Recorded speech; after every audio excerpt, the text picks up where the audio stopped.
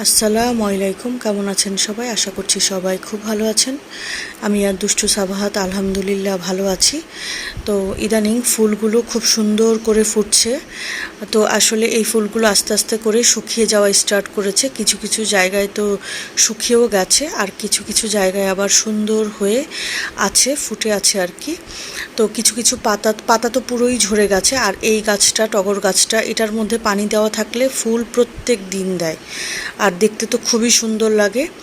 এরপরে সকালে নাস্তা নিলাম, এটা হচ্ছে রুটি, আর হচ্ছে নিয়েছি গতকালকে আম্মু আসার সময় হচ্ছে বট রান্না করেছিল, সেটা দিয়ে দিয়েছিল, চিকেন দিয়ে দিয়েছিল। পরে সেই বট দিয়ে হচ্ছে সকালে নাস্তাটা সেরে নিলাম। এরপরে চা খেয়ে নিচ্ছি, তারপরে হচ্ছে রান্না কি করব সেই জন্য আসলাম। তো হচ্ছে আজকে অনেক দিন থেকে সাবাত বলছিল সে রোস্ট আর হচ্ছে পোলাও, গরুর মাংস খাবে। তো এটা হচ্ছে রান্না করছি, তবে এটা হচ্ছে দুপুরে খাওয়া হবে না। ভাবলাম যে এটা রাতে করি, আর হচ্ছে দুপুরের জন্য সিম্পল একটা আইটেম করে নেই। তো চিংড়ি মাছ কিছু ক্লিন করে নিলাম। এরপরে হচ্ছে ভাবলাম যে লাউ দিয়ে রান্না করে নেই।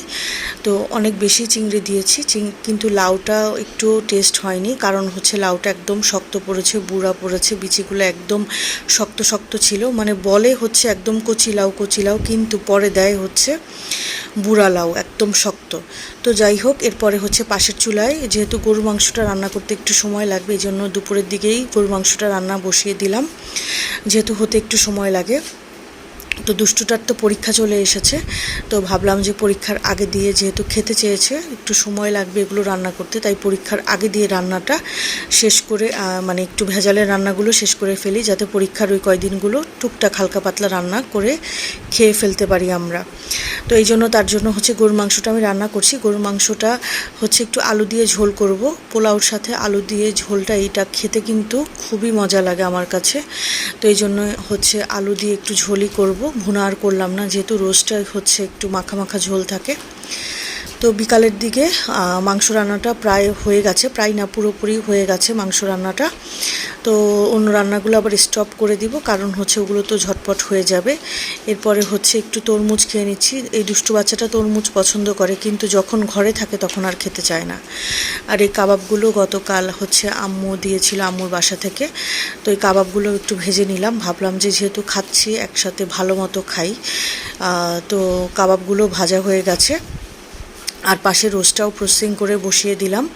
তো দুষ্টু বাচ্চাটা রোস্ট হলে সে আর অন্য কিছুই খেতে চায় না, ইভেন গরুর মাংসও না, বা অন্য কোনো মাটনও না।